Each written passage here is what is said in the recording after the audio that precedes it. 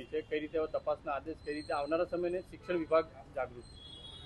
શિક્ષણ વિભાગ અને અમારા જિલ્લા શિક્ષણ અધિકારીને સૂચના આપેલી જ છે. દરેક શાળાઓની અંદર આવા માનસિકતાથી ધરાવતા હોય અથવા તો તોફાન કરતા હોય તો એમને ચોક્કસ સમજાવટ સાથે વાલીઓ સાથેની મિટિંગ કરીને એને કરવું જોઈએ. આ રીતે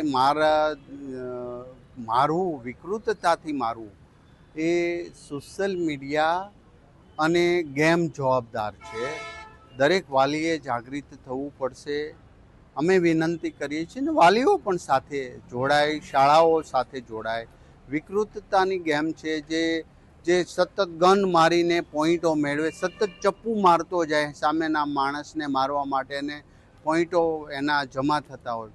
આનાથી સાયકોલોજી છે એ વિકૃતતા એના મગજની અંદર ભૂત સવાર થઈ જાય. એને ક્રાઇમ કરવું એટલે સામાન્ય. તો પ્રેમ, દયા અને કરુણાના પાઠો ઘરેથી અને શાળાઓથી શીખે. આ એક બનાવ બન્યો છે ને આપણે એક્શન લઈએ, સોલ્યુશન થઈ જાય એ હું નથી માનતો.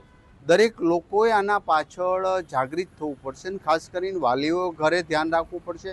શાળાઓમાં શિક્ષકો, એક શિક્ષકે શાળામાં ક્લાસમાં એની બાજ નજર હોવી જોઈએ કે કયો બાળકનું માનસિકતા મારામારી કરવા જેવું છે, વિકૃતતા તરફ જઈ રહ્યું, તો એને બોલાવી એનું સ્પેશિયલ ડ્રાઈવ કરીને એના વાલીઓ સાથે મળીને આવા સમજાવટ. કારણ કે બાળક આખી તો બાળક છે, સૌ નાની ઉંમરના બાળકો છે.